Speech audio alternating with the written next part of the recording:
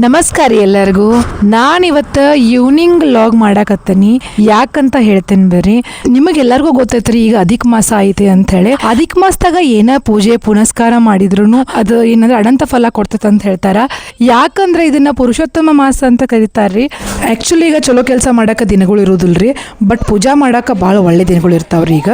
ಈಗ ಎಲ್ಲಾ ದೇವರು ಭಾಳ ಖುಷಿ ಇರ್ತಾರಂತ್ರಿ. ಏನ ವರ ಕೇಳಿದ್ರು ಕೊಟ್ಟು ಬಿಡ್ತಾರಂತ. ಇದ್ರ ಫಲ ನಿಮ್ಗೆ 3 ವರ್ಷದ ಒಮ್ಮೆ ಸಿಗ್ತತಿ ಅಂತ ಹೇಳ್ತಾರ್ರಿ.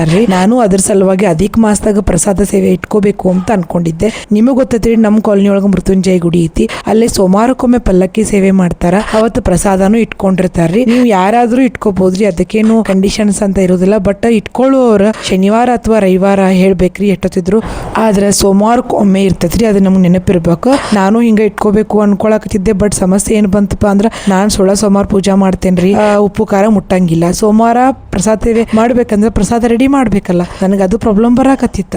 ಬಟ್ ವಿಚಾರ ಮಾಡಿದ್ವಿ ನಾವು 2 ವಾರ ಕಡೆಗೆ ಏನು ಥಿಂಕ್ ಮಾಡಿದ್ವಿ ಅಂದ್ರೆ ಹೊರಗಡೆ ಮಾಡ್ಸೋನು ಅಂತ ಹೇಳಿ ನಾವು ಹರಿಪ್ರಿಯಾದವ್ರಿಗೆ ಮಾಡಕ್ ಕೊಟ್ಟಿದ್ವಿ. ಹರಿಪ್ರಿಯಾ ಹೋಟೆಲ್ ಅಂತ ಐತಿ ನೋಡ್ರಿ ನಮ್ಮ ಊರಾಗ, ಅಲ್ಲೇ ನಾವು ಕೊಟ್ಟಿದ್ವಿ. ಚಲೋ ಮಾಡಿದ್ರು. ಅವ್ರಿಗೆ ಐಡಿಯಾನು ಐತಿ ಇಲ್ಲಿ ಎಷ್ಟು ಜನ ಬರ್ತಾರ ಅಂತ ಹೇಳಿ. ಆ ಒಂದು ಅಂದಾಜಿನ ಮೇಲೆ ಅವರು ಕೂಡ ಮಾಡಿದ್ರು. ನಾವು ಯಾವುದೇ ಪ್ಲೇಟ್ಸ್ ಅದು ಅಂತ ಹೇಳಿರ್ಲಿಲ್ಲ. ನಾವು ಹೇಳಿದ್ದವ್ರಿಗೆ 1 kg pulao, 1.5 kg pulao, 1 kg sheera. But ಅವ್ರು ಹೇಳಿದ್ರೆ ಭಾಳ ಜನ ಆಗ್ತದ್ರಿ, 2 kg ಫಲಾವ್ ಮಾಡ್ರಿ, 1 kg ಶೀರಾ ಮಾಡ್ಕೊರಿ, 1.5 kg ಶೀರಾ ಮಾಡ್ರಿ ಅಂದ್ರೆ ಆಯ್ತು ಅಂತಂದ್ವಿ.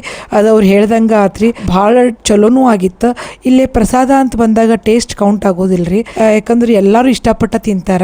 ಬಟ್ ನಮಗೆ ಎಲ್ಲಾರ್ಗು ಆಗ್ಬೇಕಲ್ಲ ಅನ್ನೋ ಒಂದ ವಿಚಾರ ಇತ್ತು. ನಿಜವಾಗ್ಲೂ ಎಲ್ಲರಿಗೂ ಇಷ್ಟನೂ ಆತ, ಪ್ಲಸ್ ಎಲ್ಲರಿಗೂ ಆಯ್ತ್ರಿ. ಅದು ಒಂದು ಖುಷಿ ಆಯ್ತು. ಈಗ ಪಲ್ಲಕ್ಕಿ ಸೇವೆ ಮಾಡಾಕತ್ತಾರ ನೋಡ್ರಿ.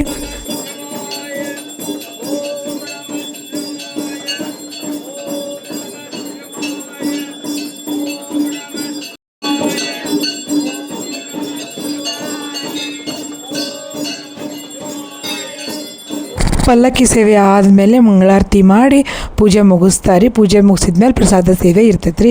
ಇವತ್ತು ಇನ್ನೊಂದು ವಿಶೇಷ ಏನಿತ್ತಪ್ಪ ಅಂದ್ರೆ ನಮ್ಮ ಅಮ್ಮಾರ್ದು ಬರ್ತಡೇ ಐತ್ರಿ. ನನಗೆ ಶಾಕ್ ಲಿಟ್ರಲಿ. ಯಾಕಂತಂದ್ರೆ ನಾ ಪ್ರಸಾದ ಸೇವೆ ಹಿಂದಿನ ದಿನ ಹೇಳಿ ಬಂದೇನಿ. ಅದು ಎಟ್ ದ ಎಂಡ್ 9 ಗಂಟೆಗೆ ಹೇಳಿ ಬಂದೇನಿ ಸ್ವಾಮಿಗಳಿಗೆ. ಆದ್ರೆ ನಮ್ಮಪ್ಪಗ ಮಾಮಾರ್ ಬರ್ತಡೇ ಐತೆ ಅನ್ನೋದು ಮರ್ತು ಬಿಟ್ಟೇವಿ. ಹೆಂಗೆ ಟೈಮ್ ಕೂಡಿ ಬಂತು ನೋಡ್ರಿ. ಬಟ್ ಅಚಾನಕ್ ಆಗಿ ಕೂಡಿ ಬಂದಿದ್ದನ್ನ ಎಲ್ಲರೂ ಅದನ್ನು ಸ್ವೀಕರಿಸಬೇಕಲ್ರಿ. ಈ ರೀತಿ ಆದಾಗ ಒಂಥರ ಬ್ಲೆಸ್ಡ್ ಅನ್ನೋ ಒಂಥರ ಫೀಲಿಂಗ್ ಬರ್ತತಿ. ಮುಂಜಾನೆ ಮಾಮಾರ್ ಹುಟ್ಟುಹಬ್ಬಕ್ಕೆ ನಾವು ವಿಶ್ ಮಾಡಿದ್ವಿ. ನನ್ಗೆ ಆಮೇಲೆ ನೆನಪಾತು, ಸಂಜೆಗೆ ಪ್ರಸಾದ ಸೇವೆನೂ ಇಟ್ಕೊಂಡೇವಲ್ಲ ನಾವು, ಮಾಮಾರ್ ಬರ್ತಡೇ ಏನೈತಿ, ಚಲೋ ಆತು ಬಿಡಪ್ಪ ಅಂತ ಹೇಳಿ ಅನ್ಕೊಂಡು ಖುಷಿ ಆತ. ಆಮೇಲೆ ಮಾಮಾರ್ಗೂ ಫೋನ್ ಮಾಡಿ ಹೇಳಿದ್ವಿ ಬರ್ರಿ ಅಂತೇಳಿ. ಅವರು ಕೂಡ ಬಂದರು ನೋಡ್ರಿ. ಅವರ ಮಂಗಳಾರತಿ ಮಾಡುವಾಗ ತೆಂಗಿನಕಾಯಿನೂ ಇಟ್ಕೊಂಡ್ರಿ, ಕರ್ಪೂರದ ಆರತಿ ಅವರು ಮಾಡಿದ್ರು. ಅದು ನನಗೆ ಭಾಳ ಖುಷಿ ಅನ್ನಿಸ್ತ್ರಿ.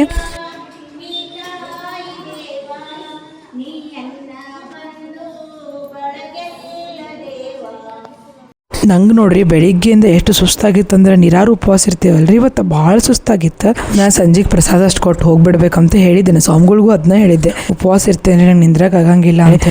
ಬಟ್ ಅದು ಏನಾತನೋರಿ, ಸಂಜೆಗೆ ಅಂದ್ರೆ ನನಗಷ್ಟು ಎನರ್ಜಿ ಬಂದಂಗೆ ಆಗಿತ್ತು. ನನ್ನ ಮುಖ ನೋಡಿದ್ರೆ ಅನಿಸ್ತಿರ್ಬೇಕು ನಾ ಏನು ಉಪವಾಸದೇನು ಅನ್ಸಂಗಿಲ್ಲ.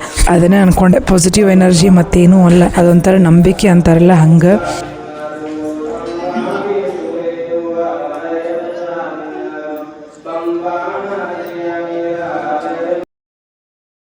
ಇದು 2ನೇ ಸಾರಿ ನಾವು ಪ್ರಸಾದ ಮಾಡ್ಸಾಕತ್ತಿದ್ದು. ಒಂದ್ಸಾರಿ ನಮ್ಮ ಧ್ರುವಾನ್ ಹುಟ್ಟುಹಬ್ಬದ ಆಚೆ ಈಚೆ ಮಾಡಿಸಿದ್ವಿ, ಯಾಕಂದ್ರೆ ಸೋಮವಾರ ಮಾಡಿಸ್ಬೇಕ್ರಿ. ಧ್ರುವಾನ್ ಹುಟ್ಟುಹಬ್ಬ ಸೋಮವಾರ ಬಂದಿರಲಿಲ್ಲ. ಈ ಸಾರಿ ಮಾತ್ರ ಹಂಗಾಗ್ಲಿಲ್ಲ. ಮಾಮಾರ್ ಬರ್ತಡೇನು ಸೋಮವಾರ ಬಂದೈತಿ, ಅದಕ್ಕೆ ಮಸಾನು ಇತ್ರಿ. ನಾವು ಅದನ್ನ ಡೇಟ್ ಫಿಕ್ಸ್ ಮಾಡ್ಕೊಂಡಿದ್ದ ಡೇಟು ಎಲ್ಲ ನಮ್ಗೆ ಕರೆಕ್ಟ್ ಆಯ್ತ್ರಿ. ಸೊ ಇವತ್ತಿನ ವ್ಲಾಗ್ ನಿಮ್ಗೆ ಇಷ್ಟ ಆಗಿದ್ರೆ ಲೈಕ್, ಶೇರ್, ಫಾಲೋ ಮಾಡಿರಿ, ಸಬ್ಸ್ಕ್ರೈಬ್ ಮಾಡಿರಿ. ನೆಕ್ಸ್ಟ್ ವ್ಲಾಗ್ ಒಳಗೆ ಮತ್ತೆ ಭೇಟಿ ಆಗೋಣ ಅಂತ. Thank you.